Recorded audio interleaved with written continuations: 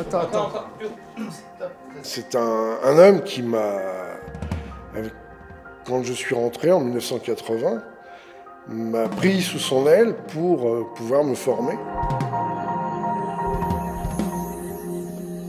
Toi, il va falloir que tu montes sur le chariot pour nous aider en fin de compte à le maintenir s'il y a besoin. Dans les années 80, j'ai été formé au départ sur les fours à gaz et un jour, la direction a décidé de remettre en fonction les fours à bois.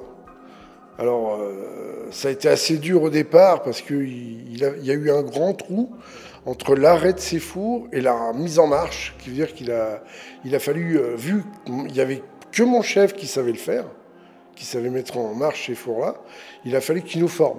Après, ça a été des fours et des fours, des années de travail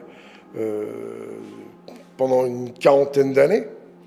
J'ai fait tous les fours à bois, ce qui veut dire aussi bien le petit que le grand. Et aujourd'hui, depuis quelques années, je transmets ce savoir-faire, aussi bien sur les fours à gaz que les fours à bois.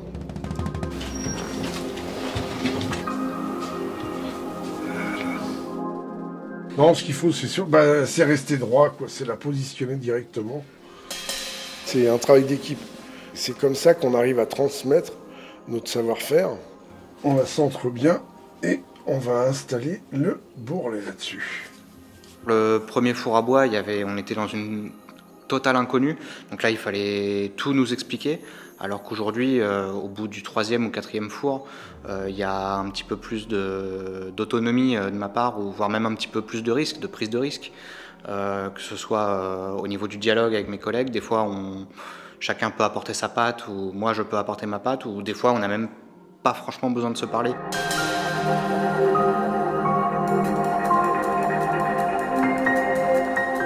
Grâce à nos erreurs, on s'améliore et on se perfectionne. Et ce qui nous permet le jour J de pouvoir avoir une stabilité et d'avoir une assurance que nos piles vont bien tenir à la verticale.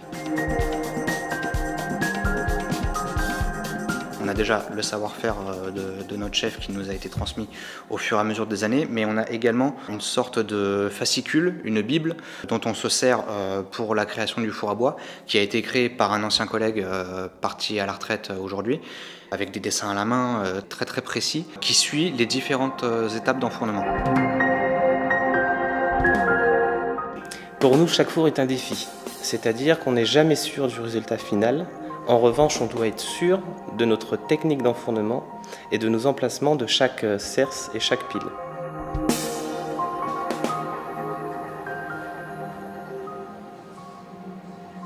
On travaille avec des projets d'artistes contemporains qui ont leur vision bien précise, donc ne serait-ce que dans le respect de cette vision bien précise, il faut savoir un petit peu ce qu'on fait. Le jour de l'allumage, pour nous, c'est un événement qui nous excite. C'est un très bel événement et on est content d'y avoir contribué. À savoir que 2 mois, 3 mois avant le démarrage du four, il y a tout ce travail d'enfournement, de vérification, de contrôle qui nous amène à ce but précis. Donc effectivement, on est excité, on est pris par l'adrénaline et pour nous c'est un moment de joie, surtout lorsqu'on va allumer la première bûche et pouvoir la lancer dans le premier alandier de ce four à bois. Il y a un petit côté adrénaline qui est un peu sympa. Ouais. On a je dirais une petite fierté à faire ça, ouais, ça c'est clair.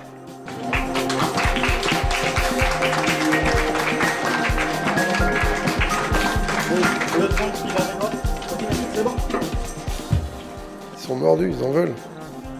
Surtout qu'ils ont fait des études au sein de cette maison pour pouvoir apprendre tout ce qu'ils connaissent aujourd'hui. Et aujourd'hui, ce qu'ils apprennent, c'est sur le terrain. Je les sens très passionnés, très intéressés par ce qu'ils font. Je les sens formés, ils sont prêts, oui, pour prendre la relève.